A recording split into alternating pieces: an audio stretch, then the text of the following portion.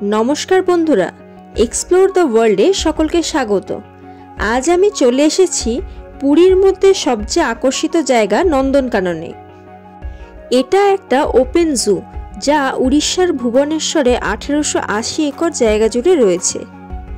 নন্দনকানন, যার অর্থ garden of haven বা স্বর্গীয় উদ্যান, সত্যি না ঘুরলে বোঝা যাবে না। এত সুন্দরভাবে সব প্রাণীদের কৃত্রিম অরণ্যের মধ্যে রাখা হয়েছে যা সবাই খুব কাছ থেকে দেখতে পাবে। প্রায় 3517 রকম প্রাণীকে সংরক্ষণ করা হয়েছে এখানে। প্রথমে টিকিট কেটে আমরা সবাই ঢুকে পড়লাম। টিকিট প্রাইস পার হেড 50 টাকা করে, 3 থেকে 12 বছরের জন্য 10 টাকা করে। প্রথমে ভেতরে ঢোকার পর আপনাদের সাথে যদি জলের বোতল থাকে তাতে 50 টাকার একটা করে লেবেল মেরে দেয়া হবে এবং ঘোরা হয়ে গেলে সেই বোতলগুলো থেকে স্টিকার তুলে নিয়ে টাকা ফেরত দিয়ে দেয়া হয়। কেউ যাতে প্লাস্টিকের বোতল যেখানে সেখানে না ফেলে নোংরা করতে না পারে সেটা তার জন্য একটা সুন্দর ব্যবস্থা নেওয়া হয়েছে। অনেকটা বিশাল জায়গা ঘুরতে হবে, তাই এই ব্যাটারি চালিত গাড়িগুলো ভাড়া করলাম। পার হেড 90 টাকা করে নিয়েছিল, সাথে গাইডের জন্য আলাদা 350 টাকা। তো 1.5 ঘন্টার মধ্যে আমাদের পুরো নন্দনকাননটা ঘুরিয়ে দেখানোর কথা হয়েছিল। প্রথমে এলাম অ্যামাজন রেইন ফরেস্টের এক প্রকার বাঁদরের কাছে, এগুলোর নাম টাফট ক্যাপুচিন। এরপর এলাম স্কুইরেল মাঙ্কির কাছে। এই প্রাণীগুলো দেখতে খুবই অদ্ভুত, যেন মনে হবে চোখে কাজল আর ঠোঁটে লিপস্টিক দিয়ে বসে আছে। ট্রপিক্যাল রেইন ফরেস্টে এদেরকে দেখতে পাওয়া যায়।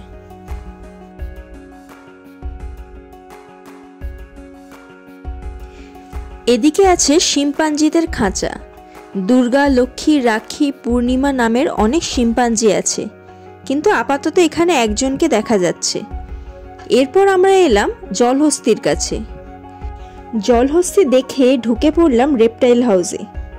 এখানে বিভিন্ন প্রজাতির সাপ, কচ্ছপ, ইগুয়ানার সাথে নজর কাড়ল এই অ্যানাকন্ডাটা, যেমন মোটা তেমন বড়। আর দেখুন এই কুমিরগুলোকে, এত কাছ থেকে আমি কোনোদিন এইরকম ভাবে কুমির দেখিনি। মাত্র কয়েক হাত দূরেই এই বিশালাকার কুমিরগুলো শুয়ে আছে।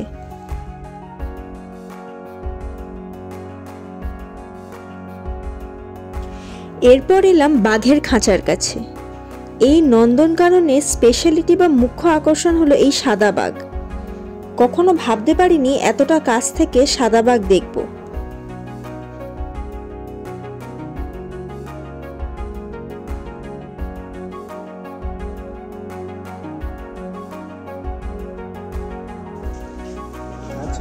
একটু ভালো করে দেখে নিন, কাছ থেকে এত কোনদিন সাদা বাঘ দেখিনি। রয়্যাল বেঙ্গল টাইগার, তাই তো? সাদা বাঘ রয়্যাল বেঙ্গল টাইগার তো,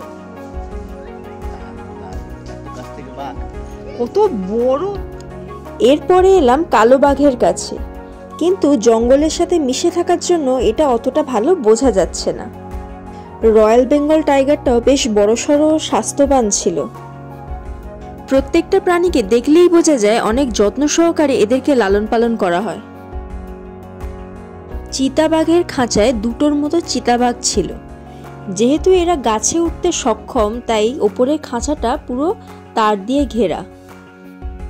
এরপর আমরা চলে এলাম আমাদের ন্যাশনাল হেরিটেজ অ্যানিমেল হাতির কাছে, কিন্তু হাতিগুলো অনেক দূরে ছিল, তাই আমরা বেশিক্ষণ সময় না কাটিয়ে চলে এলাম পশুরাজ সিংহের কাছে, কিন্তু এখানে সিংহ মশাইও ঘুমে ব্যস্ত। যাই হোক, এবারে চলে এলাম পাখির খাঁচার কাছে। এরা হলো ব্ল্যাক সোয়ান, মনের আনন্দে এখন ঘুরে বেড়াচ্ছে। এদিকে 2টো ময়ূরী দেখতে দেখতে আমরা চলে এলাম একটা বড় সারসের খাঁচার কাছে।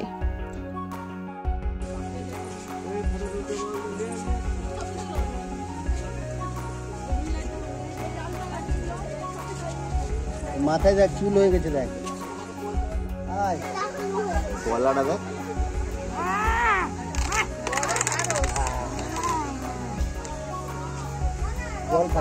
এগুলো দেখতে দেখতে কখন যে 1 ঘন্টা শেষ হয়ে গেল আমরা বুঝতে পারিনি। গাড়ির সময় যখন শেষ হয়ে গেল, গাড়ি আমাদের গেটের মুখে ছেড়ে দিয়ে গেছিল। সত্যি কথা বলতে কি সারাদিন সময় নিয়ে বেড়ালেও শুনেছি নন্দনকানন ঘুরে শেষ করা যায় না, কিন্তু এত টাকা খরচ করে এই গাড়ি বুকিংটাকে বেকারই লাগলো, কারণ সেরম কিছু ঘোরায়নি। এরপর আমরা জলের বোতল দিয়ে টাকা ফেরত নিয়ে নন্দনকাননকে টাটা বাই বাই করে চলে এলাম। তো বন্ধুরা, কেমন লাগলো আমার আজকের এই ভিডিওটা?